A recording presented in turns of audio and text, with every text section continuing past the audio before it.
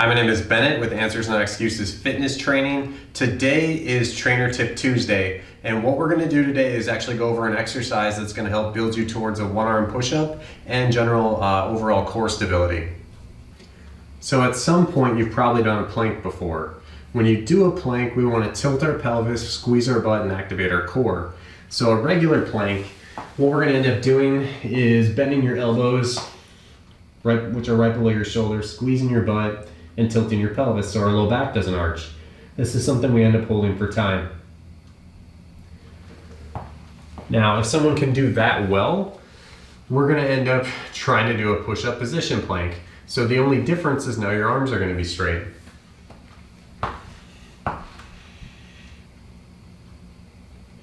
If you can do that, we can look at moving on to a single arm push-up position plank.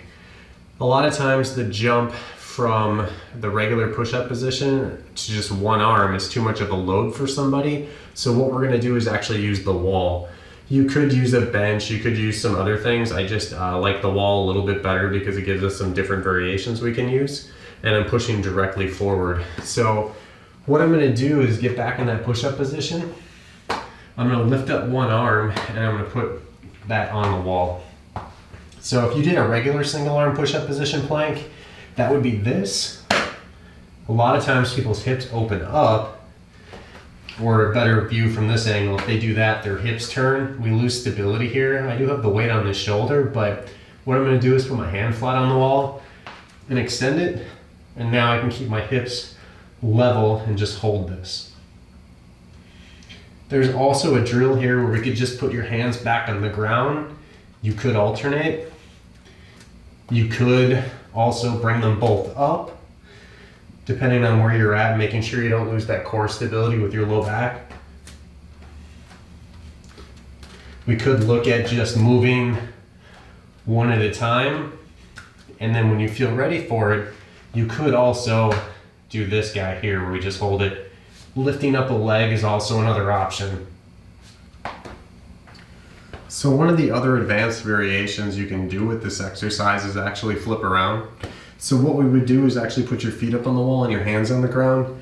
Now, anytime you elevate your feet, it's going to make the exercise harder. To a certain extent, once you get them to a certain level, you're going to end up going into more of a pike position or a tuck handstand or something like that. But anytime your feet are elevated in a push-up position, you still have your hands right below your shoulders and your torso is super flat, you're going to be making the exercise harder. Now with this, we're not even going to have our feet on anything. There's no ledge here, but you're pressing into the wall. So I'd recommend you pick a wall that's sturdy enough that you're not going to just kick through it like drywall.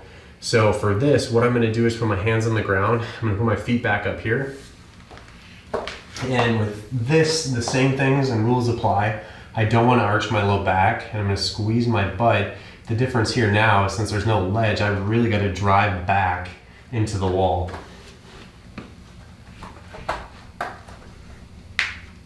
So I have the option of holding this as an exercise. I could walk forward and hold this. I could do a little calf raise to extend even more.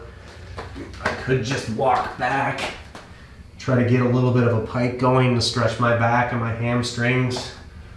Walking back forward.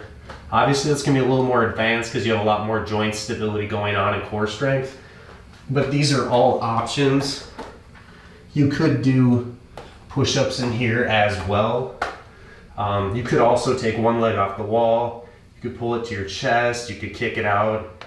The main thing is we don't want your back arched or shoving your butt up in the air like this. We want to leave this down. So if you're looking to add a single arm push-up to your arsenal or just more stability to your core, definitely try out those exercises and let me know how it goes. If you're looking at more of those harder advanced variations, just pick whatever you can start with and go from there.